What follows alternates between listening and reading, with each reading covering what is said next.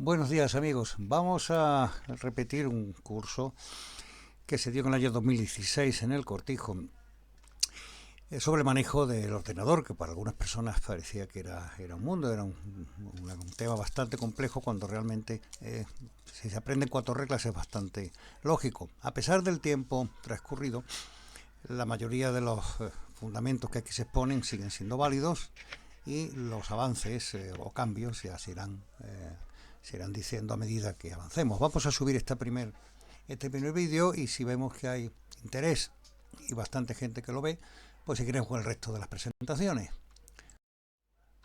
Hay una pequeña caricatura de lo que muchas personas creen que ocurre cuando uno se mete a manejar un ordenador personal o PC. Realmente no es para tanto. El programa se dio en 3 semanas y se dieron 6 temas que se ponen aquí, que es un PC, qué componentes tiene, que es un sistema operativo, el sistema Windows. El segundo tema fue explorando y herramientas mínimas de seguridad, que es muy importante, es un tema al que se le ha dedicado bastante tiempo, porque cuando abrimos no nos damos cuenta, pero cuando nos metemos en internet es como si abriéramos la puerta de nuestra casa a todo el que pase al lado, y hay gente pues que es de confianza y gente que no. Y es conveniente tener alguna especie de barrera o de detector que evite que gente indeseable pues se nos meta y pueda hacer daño. Aquí tenemos consejos para navegantes y luego se habló también del paquete Office, que es lo que la mayoría de las personas habla o utiliza, el paquete Word para escribir, hacer cartas y hacer un montón de cosas, y Outlook, que es el programa de gestor de correo, aunque también se puede decir directamente pues, aplicaciones como Gmail. Vamos para algún programa de gráficos, cómo se hacen diapositivas, como este pequeño vídeo se ha hecho con PowerPoint, que a pesar de su antigüedad sigue siendo bastante útil y sencillo de manejar. Y luego las averías y problemas que se va a encontrar más común. Aquí ya adelantamos un consejo. Todo lo que te pase, seguro que a alguien le ha ocurrido. Es decir, que cuando tengas un problema, te metes en internet y describes tu problema y seguro que te dan soluciones. A veces las soluciones pues no funcionan o son pintorescas, pero en la mayoría de los casos se encuentra solución. Bueno, primero, que es un PC que llamamos nosotros, ordenador personal, computadora, hay varios nombres. Es una calculadora que hace cálculos muy rápidos, que traduce a varios formatos. Eso se hace por un lenguaje especial que se llama el lenguaje binario, traduce imágenes, palabras a números y los clasifica, los catálogos, no vamos a entrar en detalle, y los pone en diferentes formatos, los reconstruye. Como cosa curiosa, diremos que informática viene de una palabra francesa, informatique, que es información y algo automático, y esa es su definición. Tampoco no es una cosa que haya que aprender, pero bueno, como lo ponemos como una curiosidad. Aquí vemos lo que decíamos antes, una función de una imagen, pues se desglosa en números, y ese número el aparato, el ordenador lo reconstituye y lo vuelve a crear la imagen o a presentar esa imagen. Esto sería la presentación de lo que es lo básico de un ordenador personal. En primer lugar tenemos el monitor, que es el número 1, pues es la pantalla. Segundo, la tarjeta madre o placa base, que también se llama, que es donde se inserta todo lo que necesita el ordenador para trabajar. El procesador es en realidad lo que hace, es como el cerebro del ordenador. Luego tiene una ranura SIDE, que son para meter diferente expansión, tarjeta, etcétera, que se comparan, son diferentes las tarjetas PCI, que son más rápidas. La memoria RAM sí es importante saberlo, porque es como la capacidad de la memoria que tiene el procesador. Es como si dijéramos, el procesador es el cerebro y la memoria RAM es la mano. Cuanto más grande sea la mano, más cosas puede uno coger. Por eso es importante tener una memoria RAM de cierta importancia, dependiendo también lo que uno quiera hacer. Luego hay una fuente de poder que le llama, pero en realidad es un alimentador eléctrico. La unidad de CD-ROM, que ya cada vez se usa menos. De hecho, los nuevos ordenadores portátiles vienen sin CD-ROM. La unidad de disco flexible ya ni se utiliza. El teclado y el ratón. Y luego, como siempre, está el medio de almacenamiento, que es el disco duro, que también es importante que sea rápido. Esto sería lo que llamamos la CPU, la unidad central, que es el ordenador. En este lado con sus tarjetas por detrás, una serie de enchufes que tienen para diferentes aparatos. Aquí están más o menos diseñados. Aquí faltarían algunos que son más modernos, como la HDMI, por ejemplo. Pero en general es más o menos como podemos encontrar un ordenador actual. Esta es la placa base, que asusta un poco, pero aquí es donde se enchufa todo. Una curiosidad, que tampoco hay que sabérsela, pero bueno, si alguien tiene interés, pues puede abrir, quitar una placa que tiene el aparato por fuera, la unidad central, y se encuentra esto. Hay quien lo monta, yo monto los ordenadores, por ejemplo, que me ahorro mucho dinero, y que le cambie el disco, etcétera. Este es el procesador, tenemos un Intel, la mayoría son Intel o AMD, ha habido otras marcas, pero son las que se han quedado. Cada una tiene sus ventajas y sus inconvenientes. Hay que mejor asesorarse antes de comprar una u otra. Además, cada placa base o placa madre tiene capacidad para uno u otro, a veces son incompatibles, eso hay que tenerlo en cuenta. Esto es el interior de un ordenador, que como veis fundamentalmente es algo vacío, hay mucho hueco. Es importante también porque se genera calor y el calor estropea. De hecho, los ordenadores muy potentes tienen ventiladores adicionales para disipar el calor que produce la corriente eléctrica que pasa por todos esos componentes.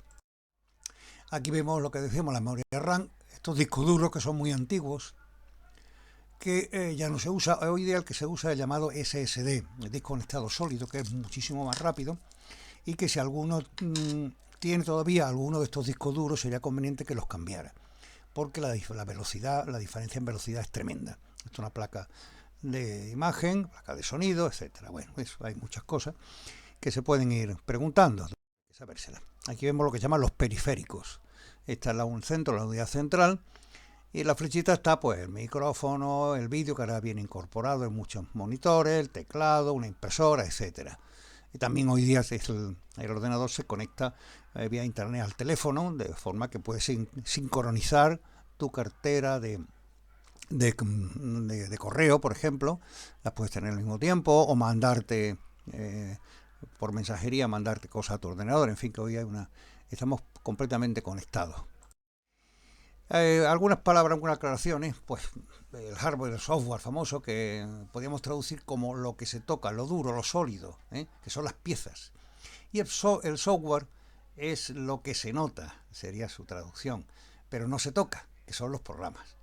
Entonces el hardware es lo que hemos hablado antes, todo lo que te hay, la unidad central, la computadora, la placa de sonido, la tarjeta de vídeo, etcétera. Y el software sería, por ejemplo, los programas que se meten dentro. Pues tengo el Microsoft Word, tengo un programa de sonido, tengo un programa de edición de vídeo, etcétera.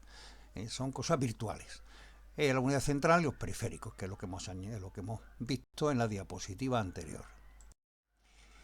¿Qué hace en realidad un ordenador? Pues procesar los datos. Primero ingresamos los datos, ya sea por aquí o ya sea a través de un disco duro, de un disco USB, de internet, y los integra, los clasifica y luego lo puede uno sacar, ya sea por el monitor, o ya puede ser imprimirlo, o ya puede ser enviarlo a internet a otras personas, o incluso un disco virtual, que es hoy día lo que más se utiliza para guardar gran cantidad de datos.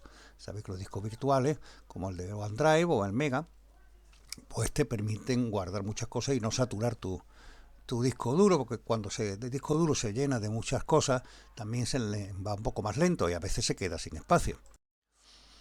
El rendimiento va a depender de varias cosas, que es lo que la gente me dice, va lento, qué es lo que vamos a hacer. Entonces eso es importante, sobre todo a la hora de elegir qué va a comprar uno. Por supuesto, lo primero es saber para qué lo quiere, porque si yo lo quiero para escribir a máquina, para meterme en internet y poco más, pues un ordenador corrientito, antiguo, de hace unos años, pues te puede venir perfectamente bien, ahorrarte mucho dinero. Fundamentalmente depende del procesador que hemos visto, los más potentes ahora son rapidísimos. La memoria RAM pues de 8 GB lo mínimo que debe tener, se llaman DDR, DDR3, DDR4, eso depende también del modelo de la placa base. Luego, en lo general, los números de programas, si usas muchos programas, sobre todo de gráfico, te va a ir más lento y va a necesitar más potencia. Y en Internet, pues hay que tener en cuenta la velocidad de conexión. Muchas veces la empresa te dice, le vamos a dar no sé cuántos gigas en casa por la fibra, pero claro, eso es lo que el máximo que ellos tienen, a lo mejor en el centro de Madrid. A tu casa te llega un cable pequeñito y te va a llevar la mitad de lo que ellos anuncian. Eso hay que tenerlo en cuenta. Además, si tienes varios conectados, varios teléfonos, tienes varios ordenadores y periféricos, Alexa, etcétera, pues va a ir más despacio. Aquí estamos con esta duda. ¿Qué me compro? Depende de lo que vaya a hacer. Eso es conveniente asesorarse. Hay tiendas que son de confianza donde dice, vamos, yo quiero un ordenador que me sirva para esto tal y que no sea muy caro. Ya si vas a querer juegos para un niño o diseño gráfico, prepara el bolsillo porque son bastante caros. Hay que tener en cuenta esto que es evidente, ¿no? No te va a comprar un camión de 6 ejes para moverse por la ciudad. Entonces hay ordenadores de hace 5 o 10 años. Yo tengo un portátil de que tiene 15 años y me va estupendamente. Y eso vale muy poco. ¿Te gastarías 1.000 euros para escribir a máquina y conectarte por internet? Pues, hombre, si lo quieres hacer me parece muy bien, pero yo creo que es un despilfarro. El PC es importante, no hace listo ni tonto a nadie. Es una herramienta y depende de cómo yo la utilice. Así que pues, no es más que una herramienta. Los programas básicos están al alcance de mayoría que conozca un poco este mundo, que tenga contacto con herramientas de oficina, un poco de orden, de catalogación, ¿no? Y pensado para gente no especializada.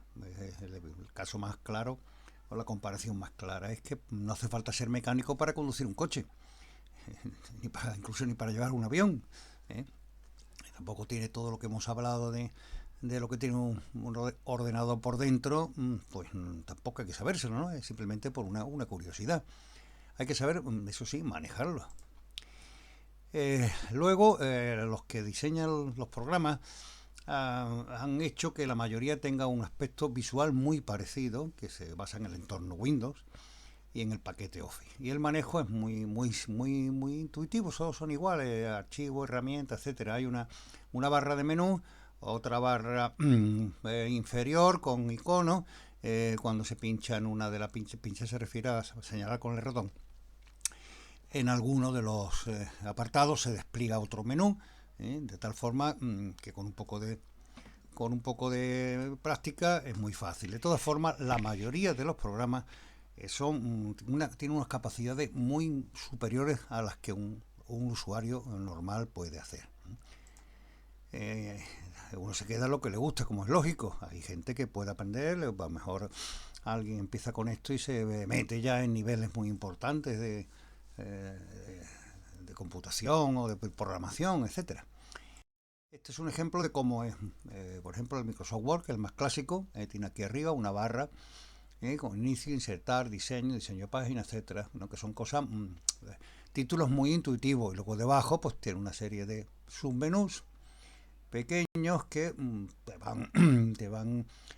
se pone encima el ratón y se van abriendo. Es bastante, con un poquito de paciencia, es relativamente sencillo el manejar. Bueno, a ver si vamos bien o estamos ya aburridos. Esperemos que no y se pueda continuar este curso. Los sistemas operativos son los que hacen manejan el PC, digamos, te produce el cerebro, digamos.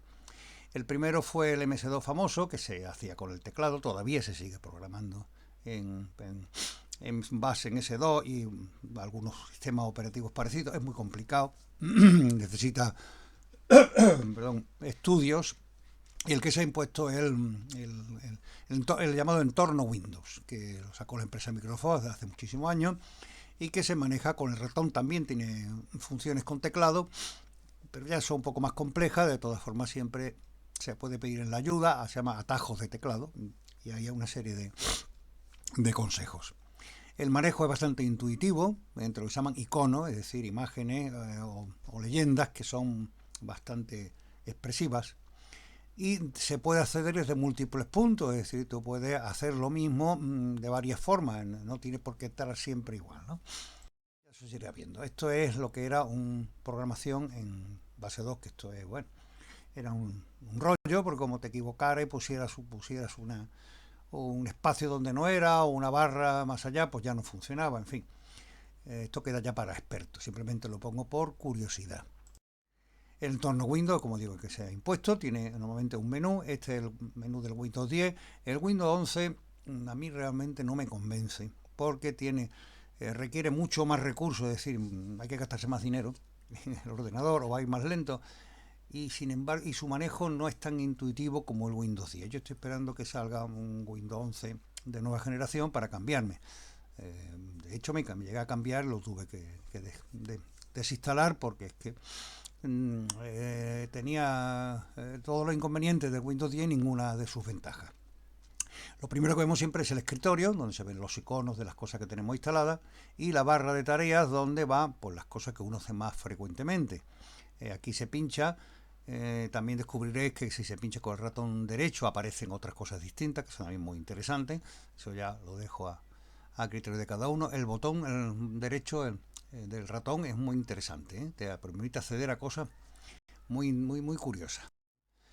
Hay otros sistemas operativos, prácticamente esto ya apenas se usa. El más conocido, el Mac, que son esos ordenadores que vienen integrados. Es muy potente, es muy bueno, es muy caro, y yo realmente solamente lo recomendaría para oficina y entornos seguros, empresas fuertes, pero para un usuario personal yo creo que no le interesa. De todas formas, ahí está para el que quiera, la verdad que es bastante bueno.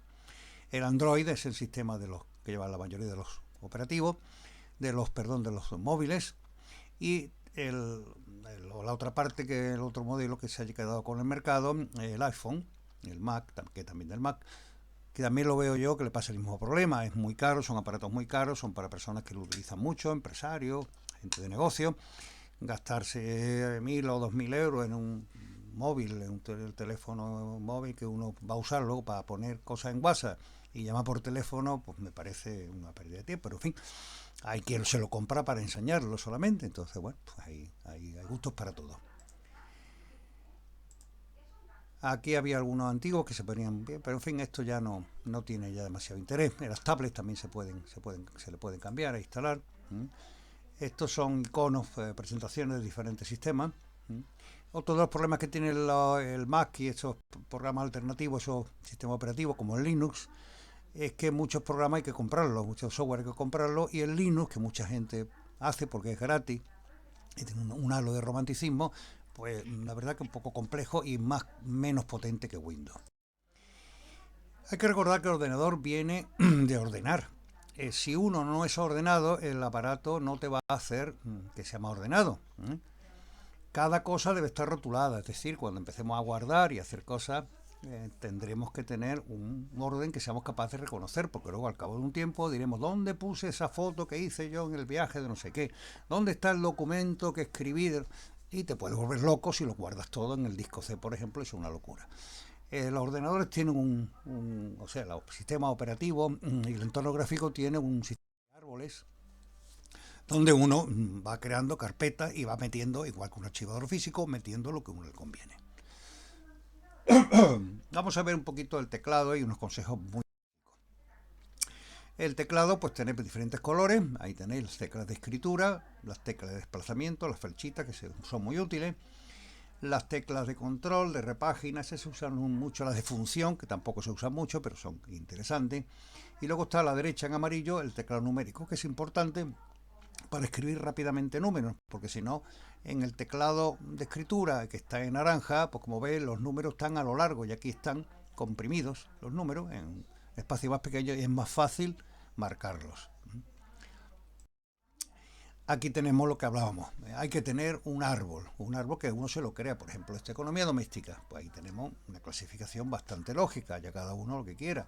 En documentos, fotos, músicas, vídeos, varios, etcétera, blanco y negro, color. Bueno, es muy conveniente pensar dónde voy a guardar tal cosa, cómo le voy a llamar cómo le voy a llamar a la carpeta, porque estas cosas amarillas que veis aquí se llaman carpetas, que son como unas carpetas físicas, y dentro están los documentos, papel. Esto es una completa analogía a lo que puede ser la era analógica, que digamos, la era de la carpeta que hemos conocido todos de niños o de jóvenes. El escritorio es lo primero que se ve cuando se enciende el ordenador y es conveniente tenerlo limpio. Fijaros, a ver quién encuentra aquí algo con este escritorio. Esto es algo que se queda, uno no sabe ni por dónde empezar. Es conveniente tener solamente lo básico, lo más importante, lo demás tenerlo guardado, porque es que si no se marea. Aparte de que eso consume recursos y hace que el ordenador vaya más lento. Luego conviene explorar lo que es el explorador de Windows, que ya se verá más adelante, que es el arbolito que hemos visto antes, se hace mediante el explorador, que tiene muchísimas funciones.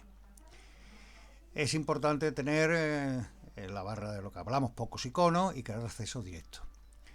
El botón derecho del ratón, ya digo que es un mundo nuevo. Yo os animo que cualquier programa que tengáis, que estéis usando o abriendo, o en internet, simplemente le dé el botón derecho y verás la cantidad de cosas que se abren dependiendo de dónde esté el puntero.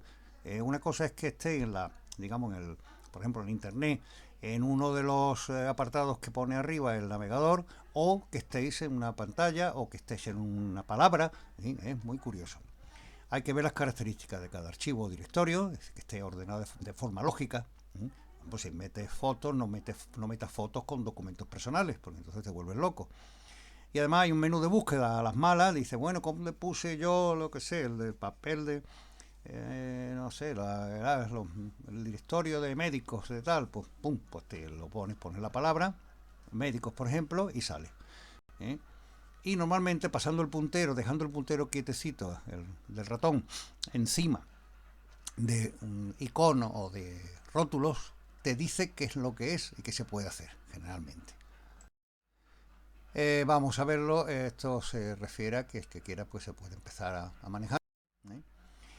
Y ya me cuentáis lo que hay. Entonces aquí os dejo esta primera parte. Gracias por atenderlo. Y si hay alguna pregunta y te suscribes al canal de la Duquesa, que está en YouTube, es donde se va a publicar este vídeo, pues se contestará las preguntas. Vamos a esperar un margen. Si vemos que hay gente que se apunta, que lo ve, que lo lee, que le interesa, pues seguiremos poniendo partes. Ya digo que hay 6 partes, las podemos hacer más pequeñitas. Y en fin, espero que por lo menos haya sido entretenido y no os hayáis dormido como el señor de la diapositiva anterior. Gracias y hasta pronto.